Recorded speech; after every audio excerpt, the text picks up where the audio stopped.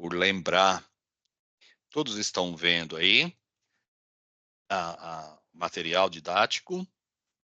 Sim. Sim. Ótimo. Irmãos, faltou para nós terminarmos, encerrarmos aqui a matéria de soteriologia com o processo que a gente chama glorificação, tá? E aí a gente vai falar aqui em rápidas palavras, porque nós já vamos entrar hoje na matéria de eclesiologia. Então, quando todo aluno de seminário estuda a matéria de soteriologia, ele vai estudar todo o processo de salvação. Então, tudo que nós falamos aqui, em qualquer seminário que leva a sério, né, a disciplina, teoricamente, tem que falar de tudo o que eu falei aqui, principalmente nas partes comuns, né?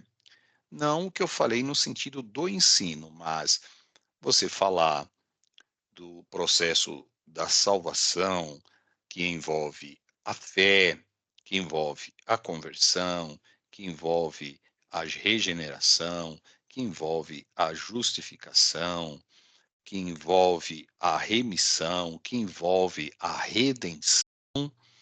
E aí a matéria de soteriologia, ela é subdividida em 3 partes principais, e nessas 3 partes você trata de tudo isso aí que eu estou falando, que é o quê? É o processo que nós chamamos de salvação, santificação e glorificação. Então, no processo de salvação, nós estudamos aí o mecanismo, a forma com que se dá esse processo.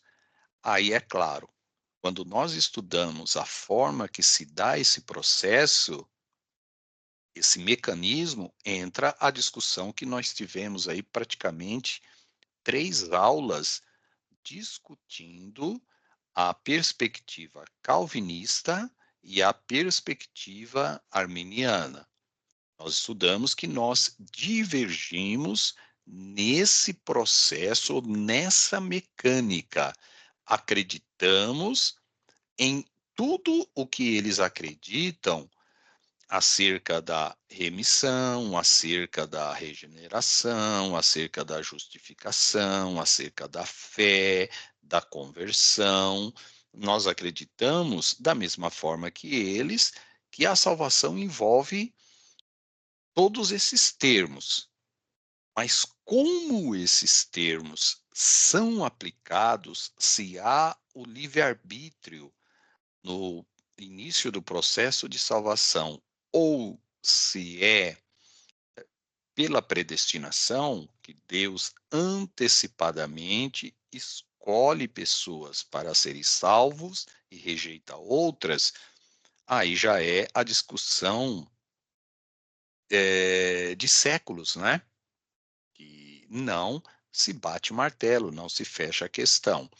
Acredito que após as aulas, todo mundo aí que pelo menos assistiu, até onde eu sei, ninguém mudou de posição, né? A maioria de vocês, ou melhor, todos vocês permanecem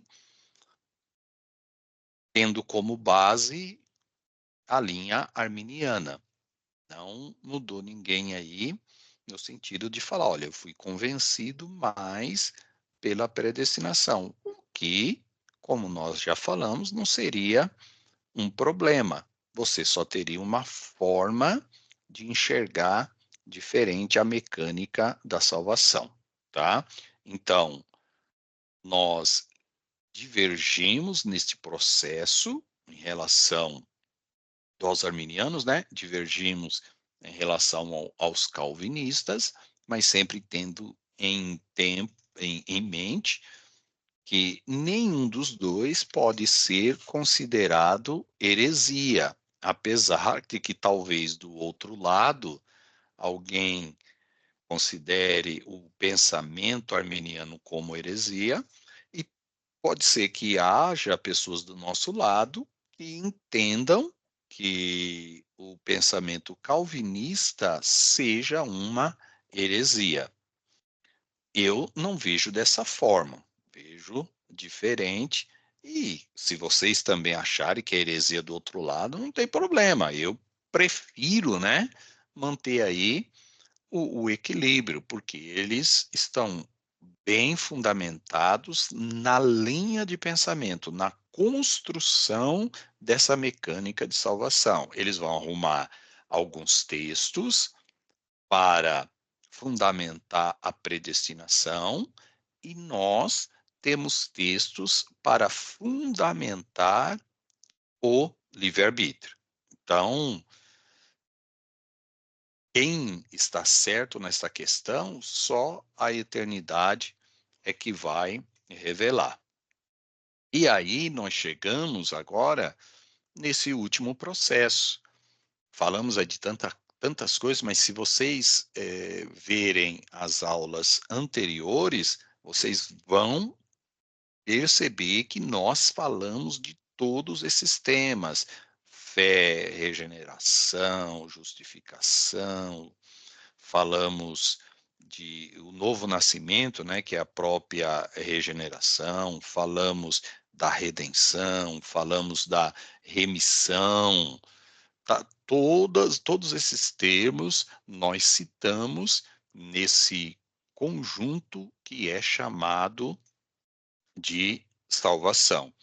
Agora chega-se ao final, que é o que? A glorificação, que é o estágio final de todo o plano da nossa salvação.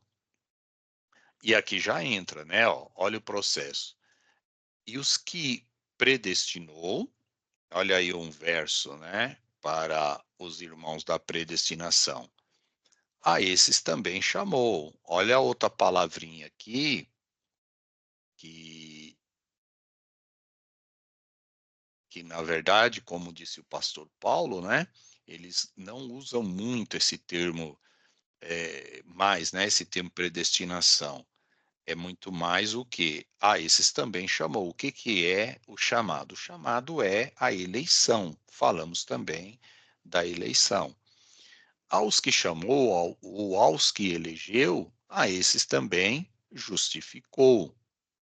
E aos que justificou, a esses também glorificou.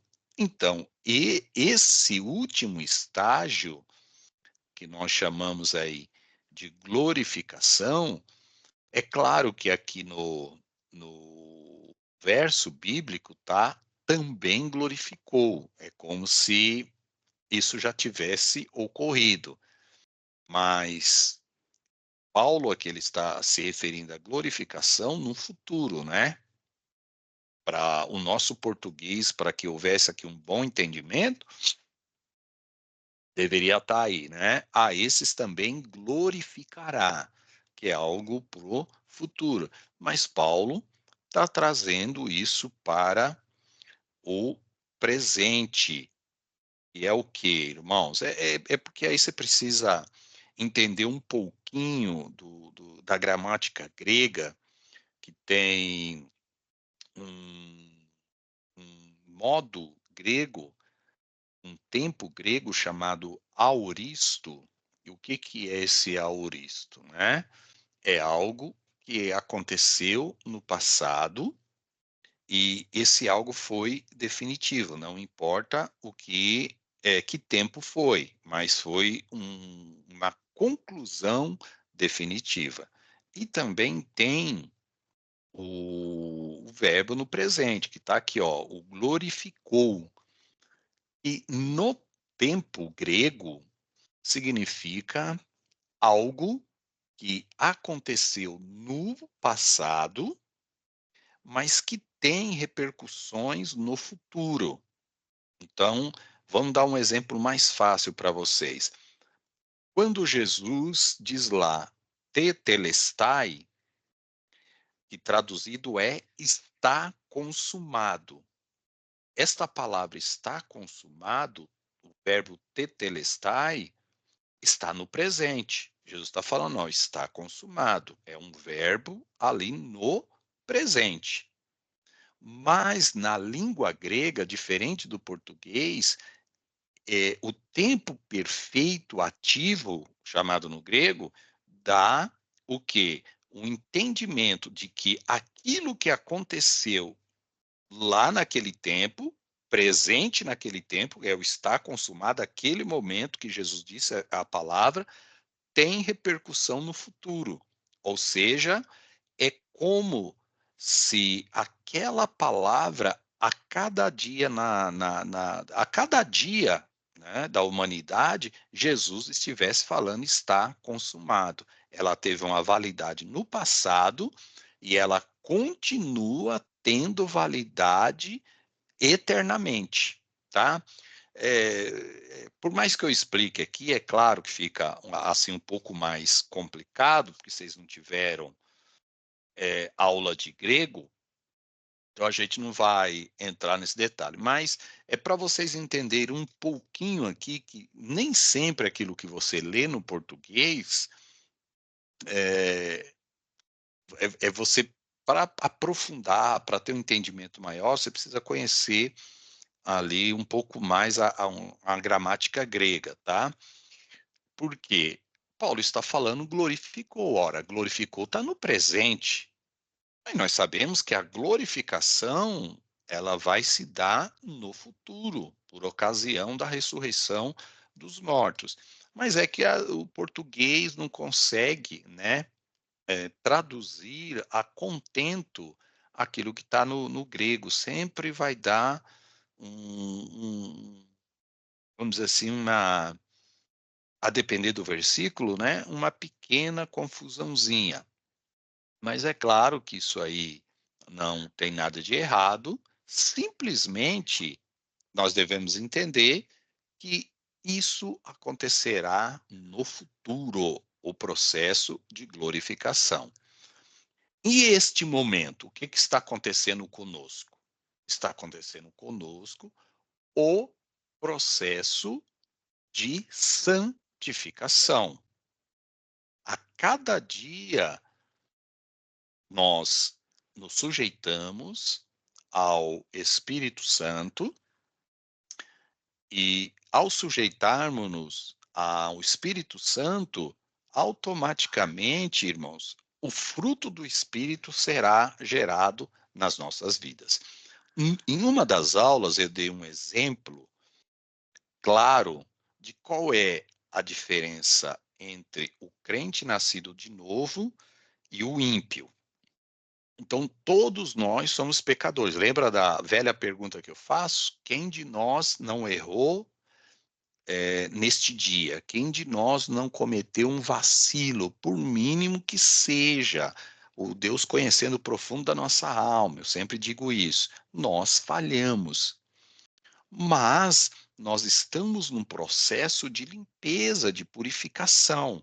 Então, o exemplo que eu dou é: todos nós somos um rio T, tanto crentes como incrédulos. Não se assuste ainda, deixa eu molhar o bico. Todos nós somos o rio Tietê. Qual é a diferença? É que o nosso rio Tietê, irmãos, a cada dia está sendo jorrado nele água limpa. Nós estamos sendo limpos, purificados, está acontecendo em nós o processo de limpeza, que vem água da fonte limpa jorrando nesse rio Tietê.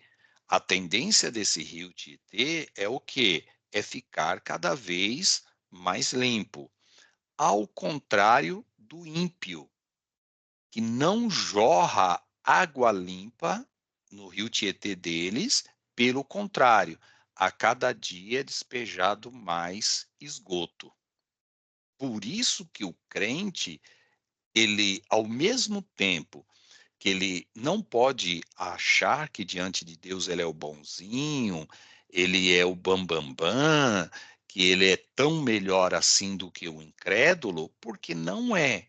Mas, por outro lado, este crente na presença de Deus, o nascido de novo, está no processo de regeneração, ou seja, desculpa, regeneração não, santificação.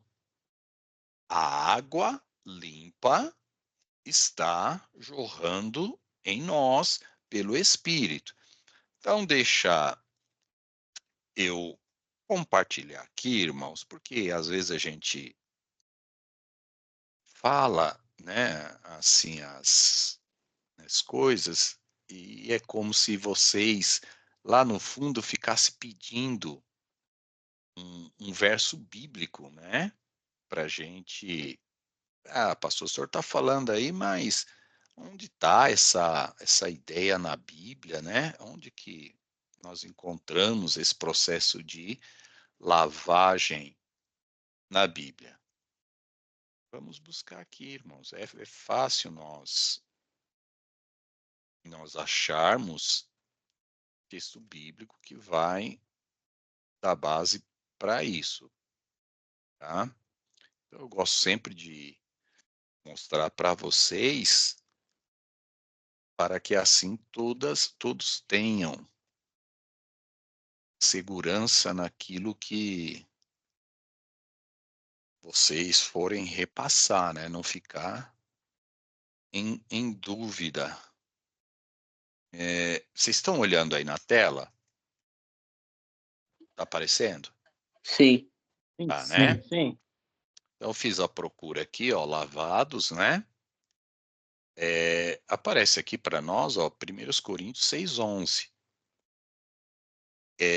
O pastor Paulo, faz o seguinte, lê para nós os versos anteriores que Paulo fala. Então, lê aí o 9 e o 10, que ele vai falar o que os coríntios tinham sido, ou seja, o rio Tietê que eles eram, e que cada dia jorrava mais esgoto na vida espiritual desses coríntios, e depois que os coríntios se converteram, o que que aconteceu com eles?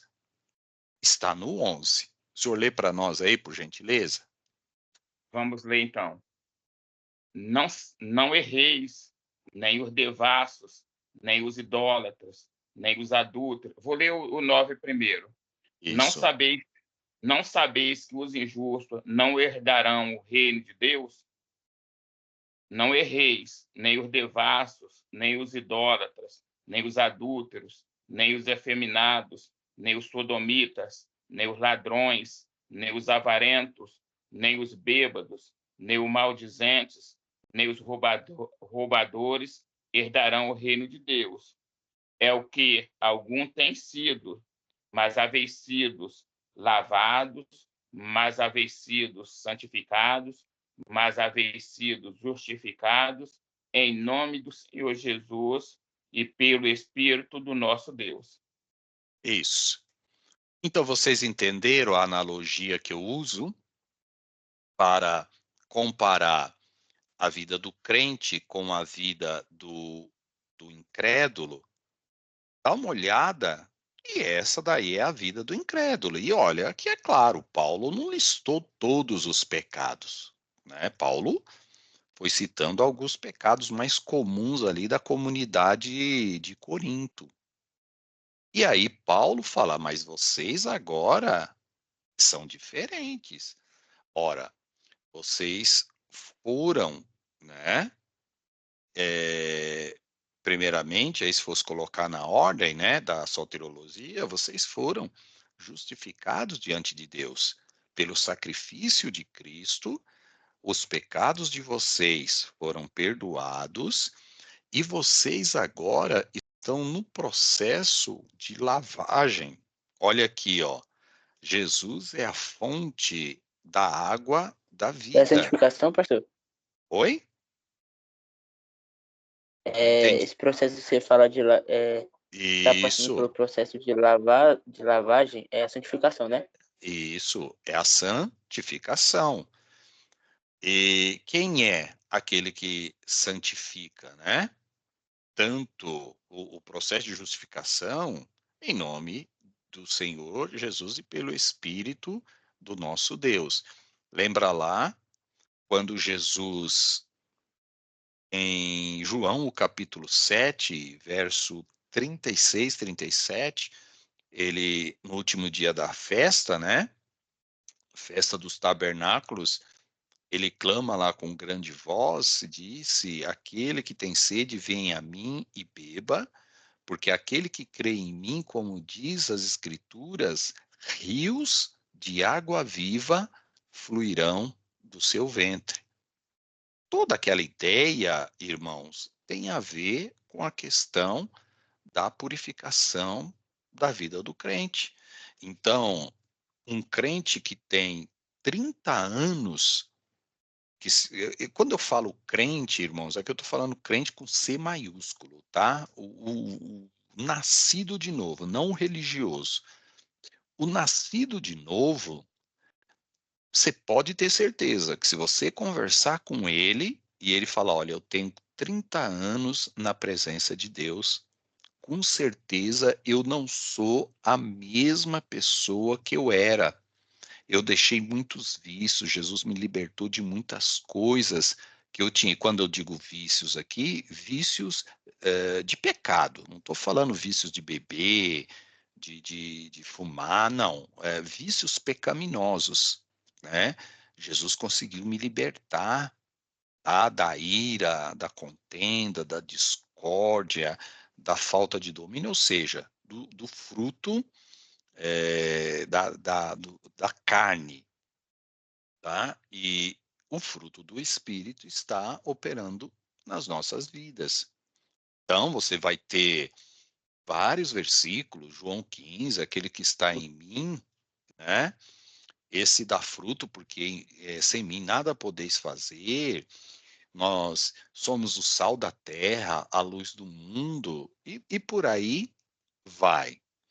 Então, toda essa questão que nós falamos, irmãos, de ser lavados, ser purificado dos nossos pecados, tem tudo a ver, tá? Vamos ler mais alguns textos só para reforçar essa ideia do processo de santificação que nos leva ao processo final, que é a glorificação, que dar-se-á no arrebatamento da igreja. Então, eu vou distribuir aqui. Pastor Paulo, por gentileza, lê para nós João 13:10. Eu vou distribuir os versículos, aí só decore a sequência, tá? Aí eu terminando, Pastor Paulo começa a ler, depois irmã Viviane, Atos 22:16. Aí o Juan, Efésios 5:26. O Tiago, Tito 3:5. Aí volta para mim, eu leio Hebreus 10:22. Pastor Paulo, aí o senhor Pode lê, falar. aí o senhor lê também 1 Pedro 3:21. Irmã Viviane, Apocalipse 1:5. E o Pedro, Apocalipse 7:14. Tudo bem? Então, começando Pode aí com ler? o pastor Paulo. Aí o senhor pode ler na sequência, tá, pastor Paulo? Os dois versos, tá? João 13:10 e me ajude aí. 1 Pedro 3:21, é isso? É isso aí. Isso. Então pode ler esses dois. Vamos ler então. A Bíblia diz assim: Disse-lhe Jesus: Aquele que está lavado não necessita de lavar seus pés, pois no mais todo está limpo. Ora, vós estáis limpo, mas não todos. 1 Pedro 2:21. 3:21. 3:21? Isso, Vamos se eu ler falei. então. Vai lá. 3:21 então. Está escrito assim: que também, como uma verdadeira figura, agora vos salva. Batismo não do despojamento, da imundícia, da carne, mas da indagação de uma boa consciência para com Deus, pela ressurreição de Jesus Cristo. Isso, está ótimo.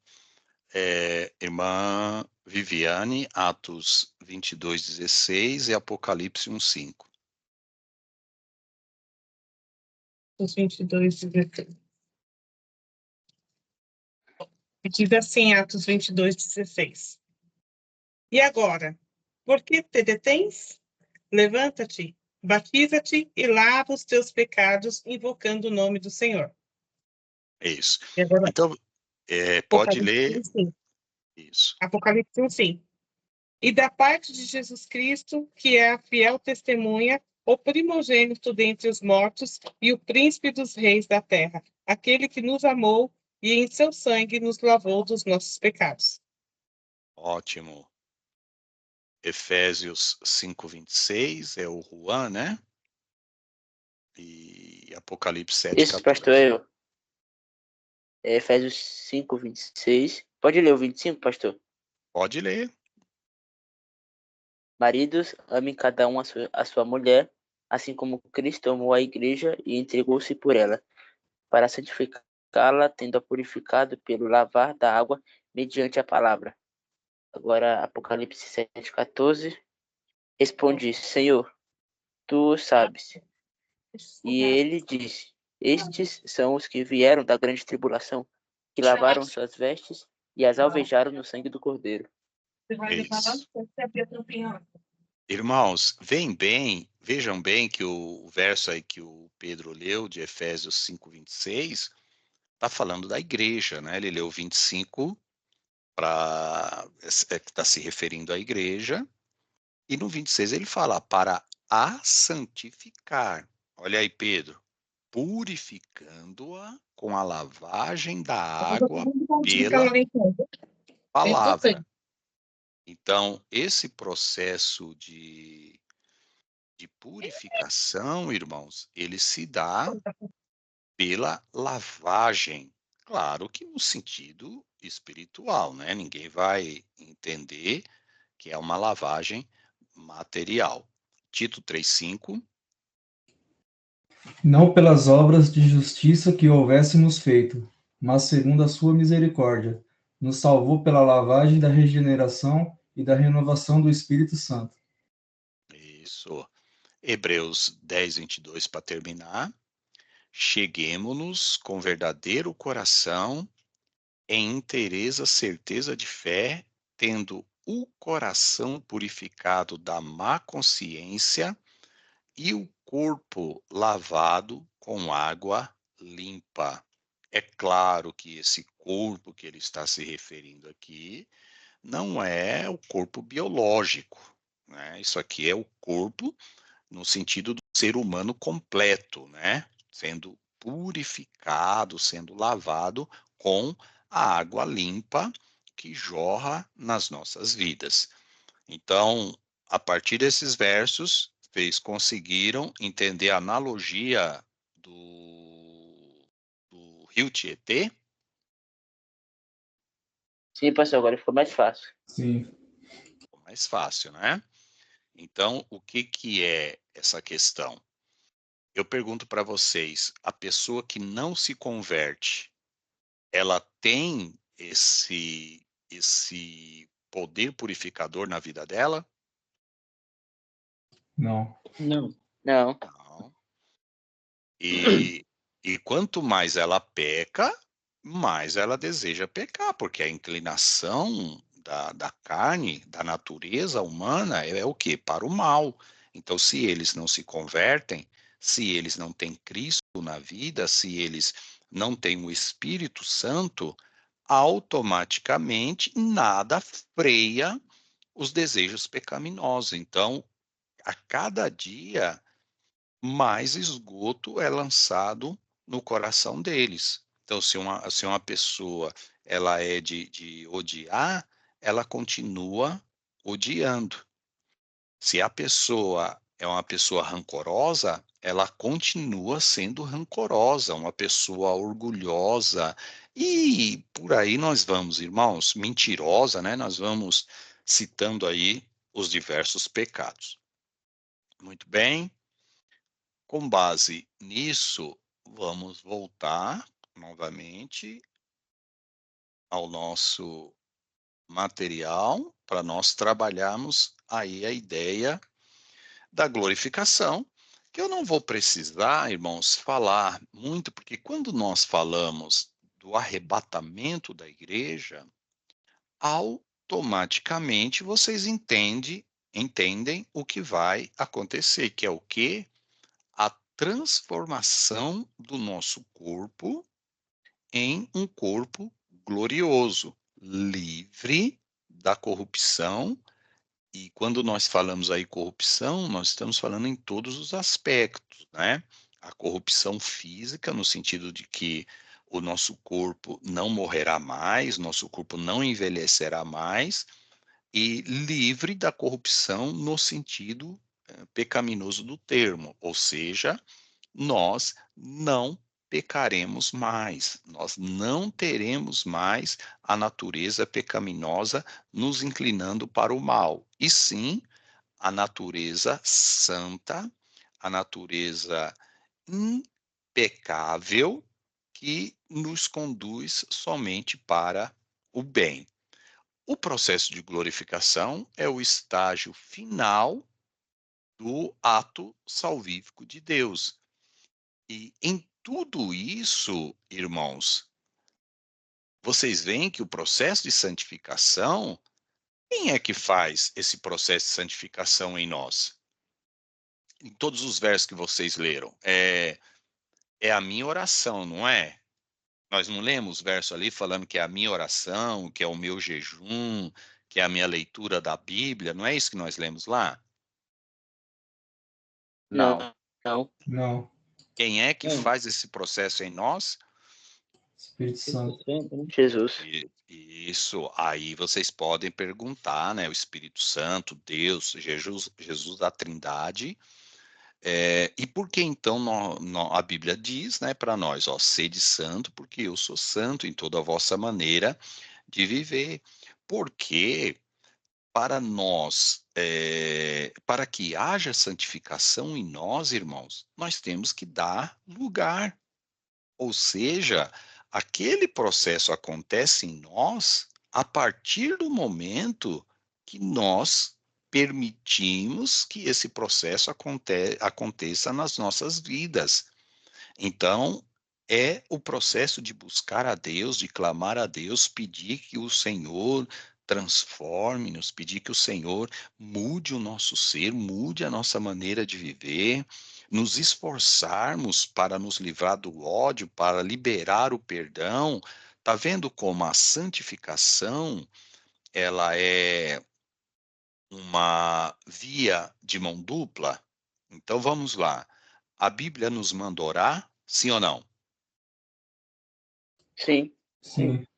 E lá em Tessalonicenses, né, 5:17, diz lá, orai sem cessar. A Bíblia não nos manda vigiar, a Bíblia nos manda jejuar, a Bíblia nos manda nos afastar do pecado, a Bíblia nos manda a cada dia mais buscar a Deus, nos aproximarmos de Deus. Então, a santificação, ela é o quê? Ela é uma parceria entre nós e o nosso Deus. O nosso Deus entra com um milagre, que é o processo da santificação, porque a nossa natureza, ela é tendenciosa para o mal, e nós damos lugar, ou seja, cumprimos ou devemos cumprir o que está lá em Gálatas, né? Sujeitai-vos, pois, a Deus, sujeitai-vos, pois, ao Espírito, e vocês não cumprirão as concupiscências da carne. O que é sujeitar? Deixar o Espírito Santo operar nas nossas vidas, abrir, fazer a nossa parte para que ele tenha como santificar a nossa vida e produzir em nós o fruto do Espírito. Tá? Juan? O pastor, você falou isso aí de uma mão dupla. Eu acho interessante que quando você vai ler acerca das alianças, das 7 alianças que Deus fez, a única aliança que ele faz, a única aliança bilateral, que seria onde ambas as partes têm que cumprir. Ou seja, o povo de Israel tinha que obedecer e Deus iria fazer sua parte, né? Então, quando Isso. se trata sempre de bênção e maldição, tanto para o povo de Israel quanto para nós, entendemos que a maldição seria o lago de fogo e enxofre e a salvação seria o céu. Mas isso é como se fosse um acordo entre duas pessoas. Só que tem que haver o papel das duas pessoas, né? Exatamente, Pedro. Você entendeu perfeitamente o que é. Vejam, irmãos, que na nossa linha arminiana, nós não entramos em conflito no nosso pensamento. Sempre vai ter a participação do homem, ou seja, o livre-arbítrio do homem. Então vamos lá. Diante de tudo isso, nós podemos afirmar que há pessoas que se santificam mais que outras, sim ou não? Sim. Sim. Sim. Sim. Irmã Viviane, Pastor Paulo, Gessi. Sim. Então, vamos pensar assim. Se é Deus quem santifica, e Deus quer santificar a todos, por que uns se santificam mais que os outros? Porque vai depender de mim, vai depender do Pedro, do irmão Gessi, do Tiago, da Viviane, do pastor Paulo, sujeitar mais ou menos o Espírito, procurar santificar mais ou menos. Então, há várias ferramentas que o Espírito Santo utiliza para santificar as nossas vidas. Ora, se eu oro mais, se eu me aproximo mais de Deus, se eu tenho mais desejo de me aproximar de Deus, e o Tiago, estou dando Tiago como exemplo, uma Viviane, Pedro, qualquer um de vocês ou qualquer crente, tem um desejo menor, é automático que vai ter níveis de santidade, apesar de ser a mesma pessoa que santifica. Agora, depende de cada um de nós o santificar-se, ou o desejar, ou procurar, e aí entra a via de mão dupla, né? Que é um acordo aí bilateral, como disse o Pedro, ou seja, a parte divina e a parte humana. É o quê? Uma via de mão dupla. Depende de mim aproximar mais ou menos de Deus. Tudo bem, irmãos? Alguma dúvida sobre essa questão? Tudo bem. É? Ótimo. Tudo bem. E- Tudo bem. Então, irmãos, nós já falamos aqui, né? Terminamos aí o processo da, da glorificação, que é o quê? É o final, né? Que aqui, ó, seremos livres da corrupção, do pecado, da morte, teremos um corpo espiritual, estaremos para o Senhor para sempre. Aqui eu inverti, né? Expliquei primeiro o arminianismo, o calvinismo, pelo menos aí o básico, e aí no decorrer dos estudos a gente volta a citar um ou outro ponto, tá? Porque as matérias elas se complementam. E aí nós entramos na outra matéria, que já é eclesiologia, ou doutrina da igreja. Já diferencia, irmãos, aqui, o primeiro ensino, tá? Da eclesiologia, diferenciem eclesiologia da história da igreja. São coisas distintas. Uma é doutrina da igreja e outra é história da igreja.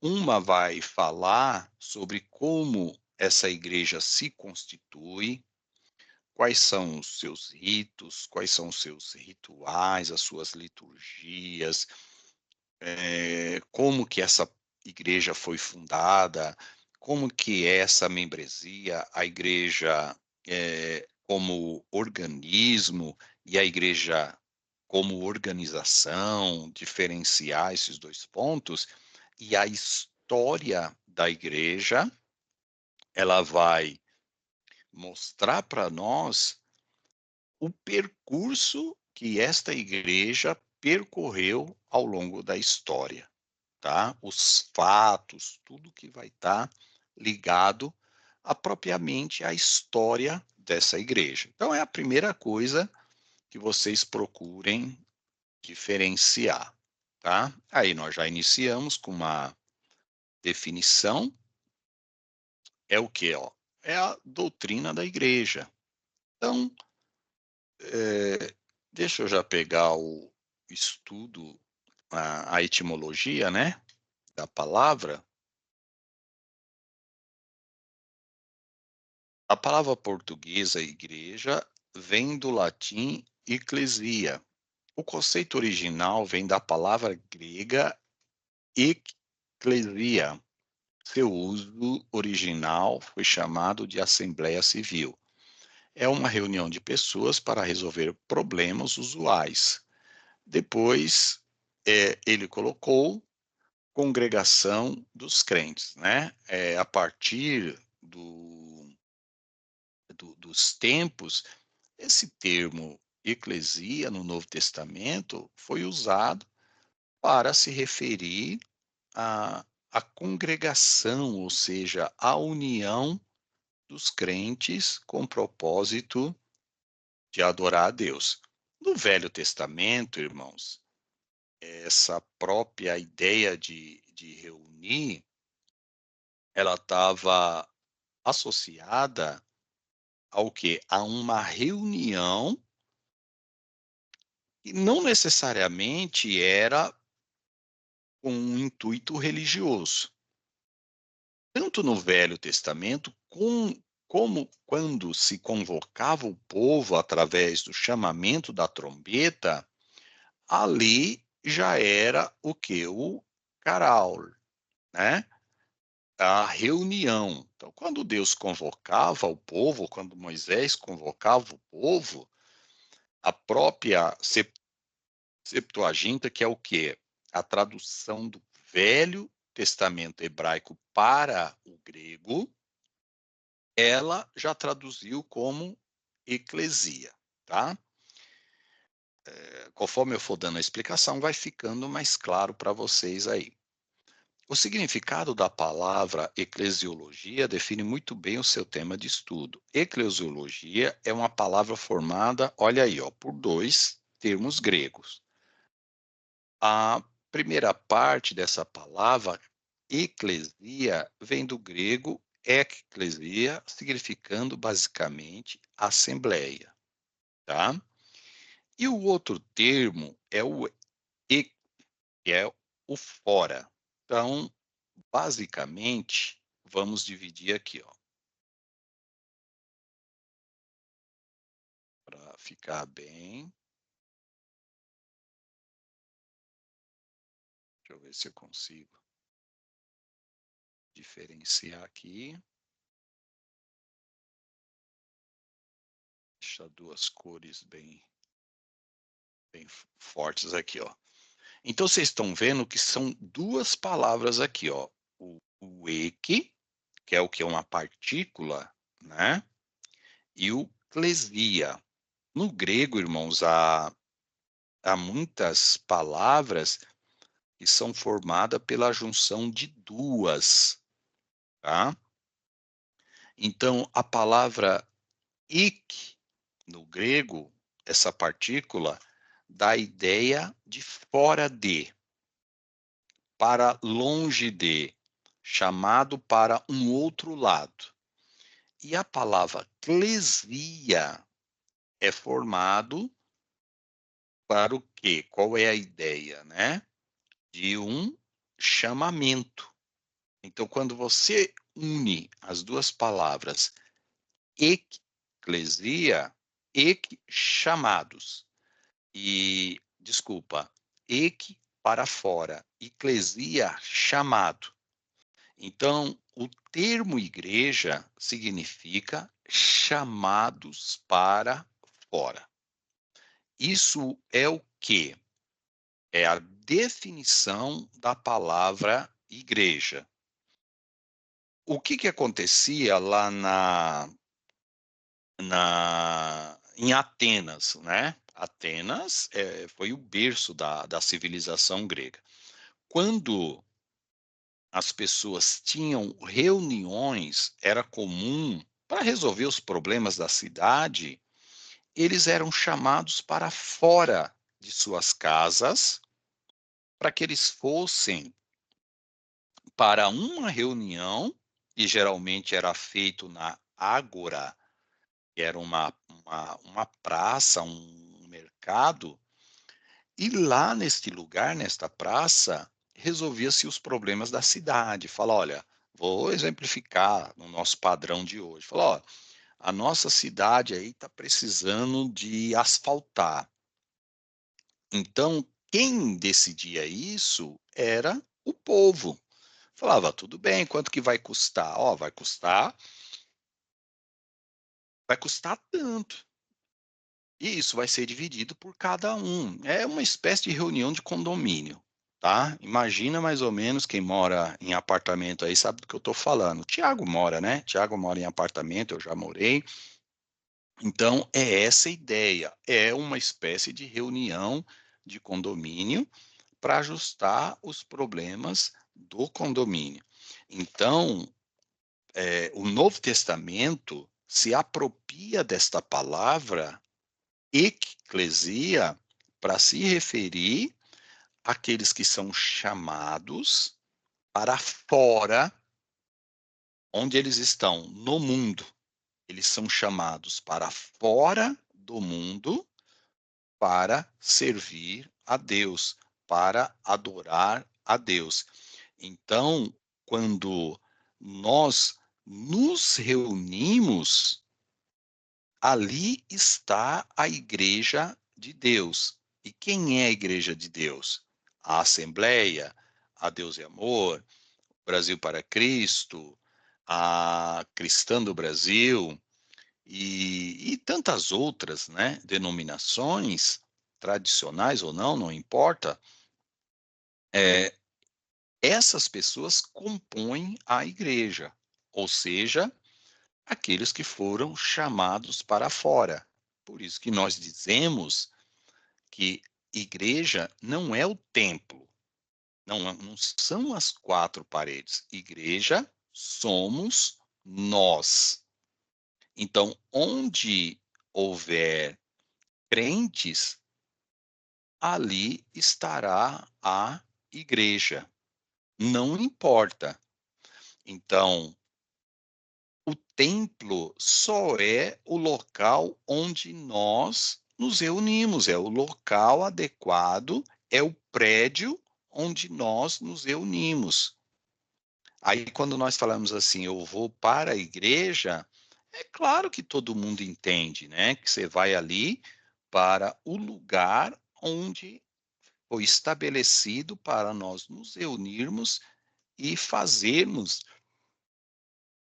a nossa adoração. Mas, no sentido bíblico, quem é a igreja? A igreja são os crentes lavados e remidos pelo sangue de Jesus. Tudo bem? Pedro? O pastor, você estava falando que antigamente, né, os crentes eles se reuniam, né, na praça ou em algum lugar, eles Pedro, acabavam reunião. Pedro, deixa eu só corrigir, não eram os crentes que se reuniam, na verdade era os gregos, né? Eles se reuniam numa praça chamada Ágora, e era o quê? Era, comparando aí, uma espécie de reunião de condomínio.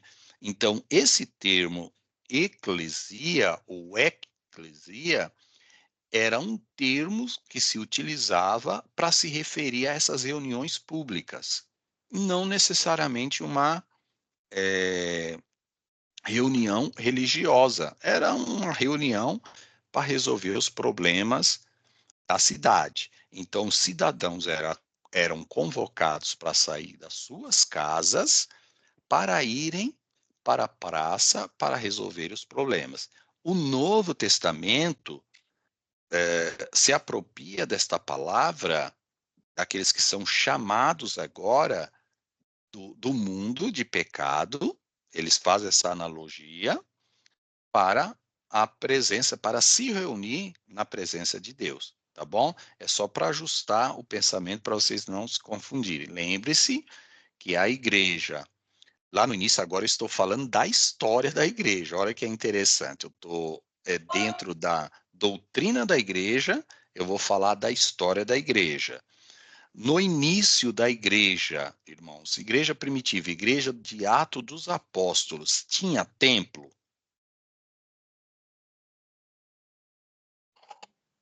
Sim, Local onde? Tinha. sim. Tinha templo local, tinha igrejas, tal como nós conhecemos hoje, onde Não, os crentes se reuniam? Não. Não. Os crentes se reuniam onde? em casa. Né? Nas Casas, né? casas. Isso, nas casas. Por isso que, tanto pelo termo eclesia, a palavra, como também pela história da igreja, não existia templos, tal qual nós conhecemos hoje, um local de adoração onde os crentes se reuniam. Isso foi posterior, depois lá de Constantino, que nós vamos estudar na matéria História da Igreja. Só para ajustar isso, Pedro, pode continuar aí. Não, pastor, sem problema. Aí eles se reuniam, né, presencialmente. Aí, só por essa definição da palavra original, né, que é da igreja, que é eclesia, já dá para Isso. dizer que os desigrejados, eles não fazem parte da igreja? Olha, não necessariamente. E aí eu vou te falar o porquê. Porque esse termo desigrejado, ele é um pouco complicado de você definir, mas dá para falar, Pedro, no que eles estão errados, tá? Vamos pegar essa questão que você está falando, que é claro, né? Doutrina da igreja, a eclesiologia, que é o estudo sobre a igreja, é impossível você hoje não falar desse tema. Já que você citou, a gente já pode antecipar. Então vamos lá. Quando nós usamos esse termo desigrejados, essa denominação para os chamados aí desigrejados, irmãos, é uma definição que significa o quê? Pessoas que eles não participam do sistema da igreja como organização. Depois nós vamos explicar. A igreja, ela é organização e ela é organismo. São duas palavras parecidas, mas distintas. O que é a igreja como organização? É exatamente o chamado ministério. todos nós fazemos parte de uma igreja que tem um CPF, ou melhor, tem um CNPJ. Então, Pedro, você congrega em qual organização? Qual é o nome da sua organização? É Rocha Eterna. Rocha Eterna é o nome da organização que você congrega. Tiago congrega na organização chamada Cristã do Brasil. Eu congrego na eu congrego na organização chamada Assembleia de Deus. O irmão Gessi congrega na comunidade família, né, pastor Gessi? Isso, Igreja e Família, é isso mesmo, pastor. Isso, ali na comunidade família, organização família. Então, a organização é o CPF. Agora, o organismo é a igreja invisível. Então, a organização é a igreja visível. É aquela que te dá a carteirinha de membro, é aquela que tem um templo, é aquela que organiza, onde você está para cultuar a Deus, onde nós nos reunimos para fazer as nossas festas, onde nos reunimos para fazer tudo. Você vai pegar uma carta de mudança, é ela que vai te dar. Essa organização precisa de manter, precisa de limpeza, precisa pagar a conta de água, pagar a conta de luz. Essa é a igreja organização, a igreja visível. A igreja organismo é a igreja invisível, que eu e vocês fazemos partes. Em termos da organização, fazemos parte de organização diferente, mas em termos de organismo, a igreja invisível, a igreja de Cristo, a que subirá no arrebatamento, todos nós fazemos parte da mesma igreja. Deu para separar igreja organismo de organização? Até aqui? Sim, pastor, sim. Está bem claro para todo mundo? Ok. Sim. Tá. Então vamos lá agora Sim. para responder a pergunta do Pedro. Nesse caso dos desigrejados, eles consideram que eles não fazem parte da igreja enquanto organismo. Mas muitos entendem que eles fazem parte da igreja, eles não fazem parte da igreja organização, da igreja visível, da igreja CNPJ. Mas alguns deles entendem que eles fazem parte da igreja enquanto organismo, da igreja invisível. Agora, vamos alicerçar e vamos olhar para os textos bíblicos, porque aí nós já entramos, já mergulhamos na eclesiologia, tá? Que é a matéria que nós começamos hoje. Isso seria um tema que a gente iria um pouco mais para frente, mas como já entramos aí, já vamos navegar nas águas profundas, né? Então vamos lá. A igreja, irmãos, invisível, 1 Coríntios 12 vai considerá-la como um corpo. Por isso que a gente chama ela de organismo, né? Ela é um corpo. E este corpo, ele tem vários membros. Então, só por essa lógica, você vê que quem tem esse pensamento de desigrejado, ele já está errado. Porque todos nós podemos não querer fazer parte de uma organização. Agora, é impossível nós não fazemos parte da igreja enquanto organismo. Por quê? Essa igreja, enquanto organismo, nós vamos estar ligados a ela, certo? De alguma forma, nós vamos estar ligados a ela. Então, vou me colocar aqui numa posição de desigrejado. Imagina que eu sou um desigrejado. Tudo bem, eu não quero fazer parte de nenhuma organização, nenhum CNPJ. Meu nome não está registrado em nenhuma igreja. Odilon, em qual organização você vai adorar? Fala, não, eu vou em várias. Eu não tenho organização específica. Ah, mas você serve, assim, você está ligado a alguma organização? Não, não estou ligado. Eu estou colocando como hipótese, tá?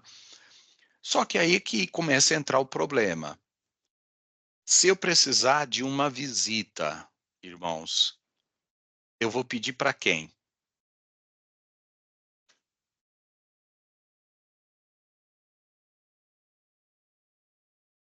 Irmãos, só um Repete, minutinho. por favor. Só um minutinho aqui, só um minutinho. Eu vou dar uma pausadinha aqui, só um minutinho, tá?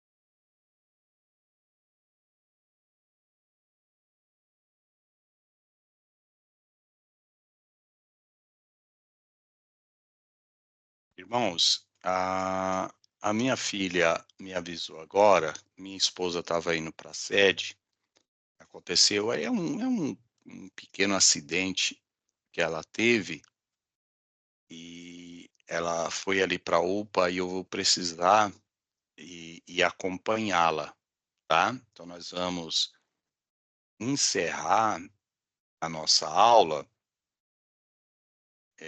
por motivo aí de força maior, é uma emergência, e na quarta-feira nós partimos desse ponto sobre a questão que nós já avaliamos, estamos estudando a igreja enquanto organismo e a igreja enquanto organização, e nós temos aí um subtópico relacionado aos desigrejados, tá bom?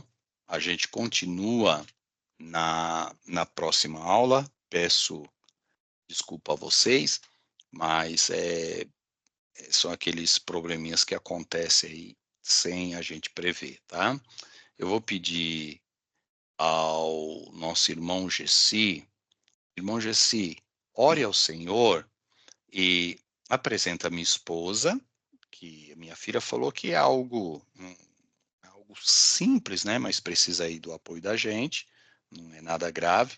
E vamos orar também pela nossa irmã Rafaela, que avisou aí que não estava passando bem, né? Por isso que ela não iria participar da aula, tá bom? Vamos orar ao Senhor. Irmão Amém. Gessi, apresenta esses casos. Amém. Vamos estar orando então. Senhor Deus e Pai, nesse momento, Senhor, nós estamos aqui, Senhor, levando os nossos pensamentos, nosso coração a Ti agora, Senhor. Primeiramente, para agradecer ao Senhor por essa oportunidade de estarmos aprendendo a Tua palavra, Senhor. Agradecer a Ti, Senhor, por todos os benefícios que o Senhor tem nos feito. E agora queremos apresentar, Senhor, nas Tuas mãos, a esposa do pastor Odilon, da qual o Senhor teve esse pequeno, Pai, acidente, coisa assim que ocorre, Senhor, no dia a dia. Pai, pedimos que o Senhor abençoe, que não seja nada grave, mas que o Senhor possa abençoar, Pai, que tudo venha se resolver da melhor forma possível, Pai. Abençoa também a nossa irmã Rafaela, naquilo que é necessário, naquilo que ela precisa, Pai, que o Senhor possa estender as Tuas mãos e dar vitória em tudo, Pai. Abençoa a Tua igreja, abençoa, meu Pai, a cada um, que o Senhor possa abençoar com a noite de paz, abençoar com com as bênçãos do Senhor, Pai. Por isso te damos graça, em nome de Jesus. Amém, Senhor. Amém, meus Amém. irmãos. Deus Amém. abençoe, obrigado pela compreensão. Quarta-feira estamos aí de volta. Amém, pastor. Amém, Paz do Senhor Senhor. a todos. Deus abençoe vocês. Sua esposa, Amém. viu? Amém. Deus abençoe, pastor.